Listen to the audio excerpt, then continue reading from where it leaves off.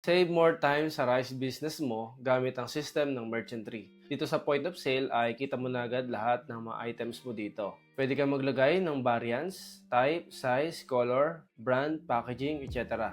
Pwede ka rin maglagay dito ng price tiers para sa reseller, wholesaler at iba pa. Makakagawa ka rin ng mga package kung kinakailangan. So for example, may umorder sa atin, Dinorado.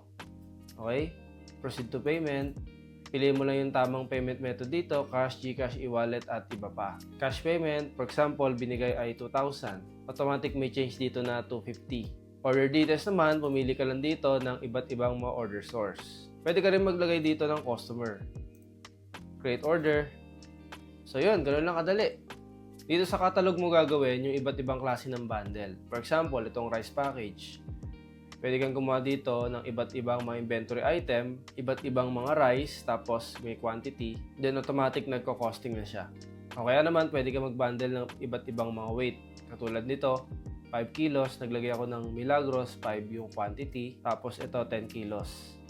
Pwede ka rin gumawa ng price tiers katulad nito, may reseller tayo dito, tsaka wholesaler.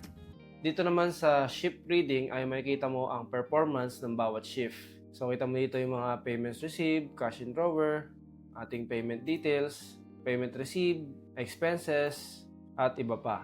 Pwede kang maglagay dito ng expenses, cash in, cash out. Makikita mo rin dito yung mga nabenta nating mga products. Kung maglilipat ka naman ng mga stocks from point A to point B, pwede kang gumamit nitong stock transfer.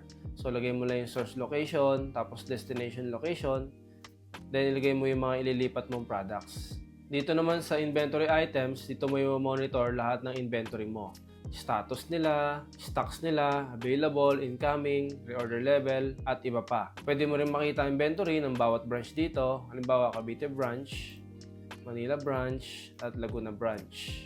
Real time mo rin makikita ang performance ng business mo. Kita mo ang gross sales, net sales, gross profit, net profit, ating breakdown, sales by payment method, sales by category, gross sales breakdown, at ang ating expenses breakdown. Okay guys, ganun lang kadali gamitin ang Merchant Tree POS. Ang Merchant Tree ay pwede mong i-download sa Google Play Store or sa App Store. Pwede mong gamitin sa mobile, sa tablet, sa laptop, sa desktop at iba't ibang mga browser. At kung may tanong ka, pwede ka mag-message sa amin sa Merchant Tree Facebook page. Salamat!